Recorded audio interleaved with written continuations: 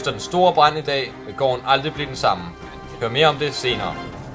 Men nu til kunst.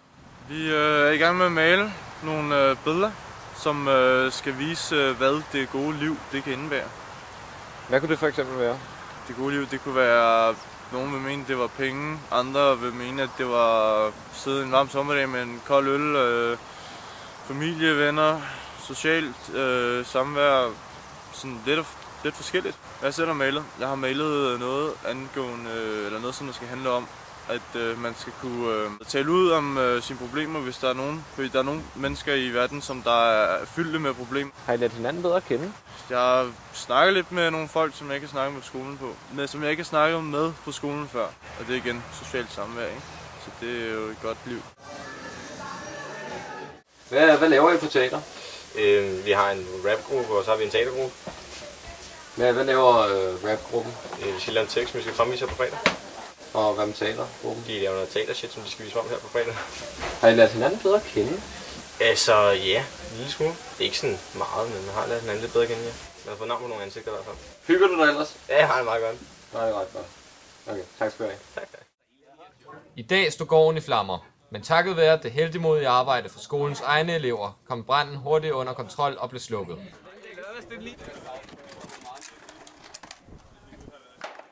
Årsagen til branden er stadig ukendt, men eksperter udtaler, at det formentlig har været et cigaretskod, der startede hændelsen. Sådan der. Jeg er i gang med at lave barbecue-sauce. Vi skal lave burger i dag, og så skal barbecue-saucen ned i kød, så får det bare sådan en lille smag. Ikke en skid. Ej, jeg er faktisk i gang med at lave noget barbecue-agtigt noget til vores kødbrun, at vi skal jo vinde på sådan en konkurrence. Den, der laver den bedste, skal lære en smage. Det er simpelthen det, vi er i gang med lige nu. Og udenfor, der er vi i gang med noget andet. Det var bare det. Sportsworkshoppen har været på tur til Greve. Tag med og se, hvordan cross-training fungerer.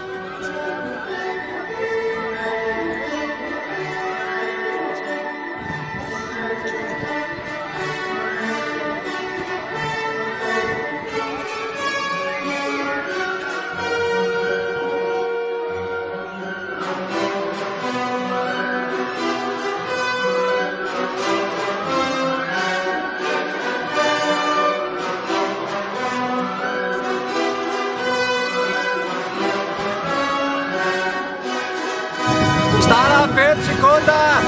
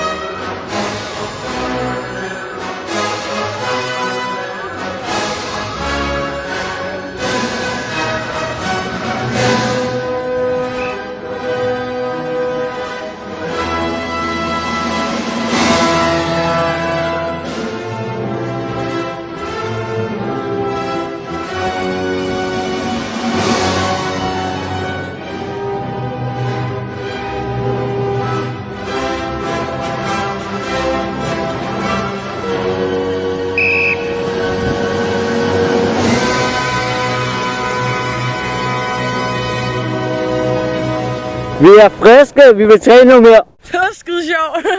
Fordi jeg godt kan lide sport. Træningen var ikke hård nok. Nu er vi på 3. dag i temaugen. Hvad synes I om det? En karakter fra 1 til 10. 10. 8. 10.